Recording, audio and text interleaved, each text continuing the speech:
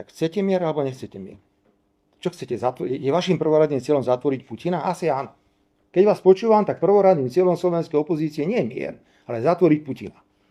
A hovoríte, že na čo vlastne, akože jaký summit, že to vlastne pomáha Trump teraz Orbánovi vo voľbách. To si fakt myslíte, že Trump nemá nič na robote, len chodí do Budapešti podporovať Viktora Orbána pri jeho voľbách, ktoré má v apríli 2026? Nebláznite. Trump si veľmi dobre uvedomuje, čo sa deje. Americká delegácia došla do Moskvy a ponúkla Putinovi tento deal.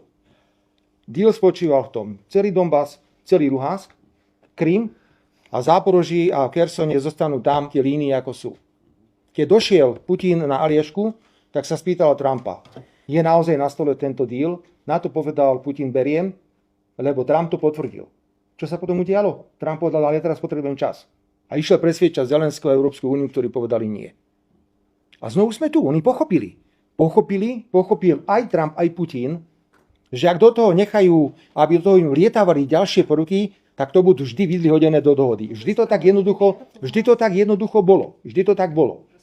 Dnes si musíme priznať jednu vec. Môžete tu teoretizovať a robiť mierové semináre, koľko chcete.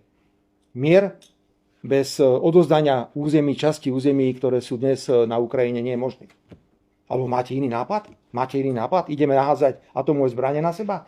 Dnes to tak je jednoducho. To je realita. A túto realitu si uvedomuje už aj ukrajinský prezident, túto realitu si už uvedomuje americký prezident a ďalší. Ak chceme dosiahnuť mier na Ukrajine, musia lídri hovoriť spolu.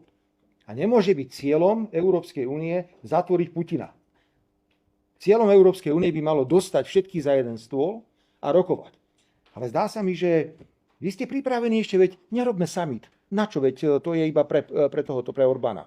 Počkajme na voľby v Maďarsku, nech Orbán prehrá alebo vyhrá a potom sa znovu stretneme. Ale každý mesiac nám zomierajú stovky tisíce ľudí.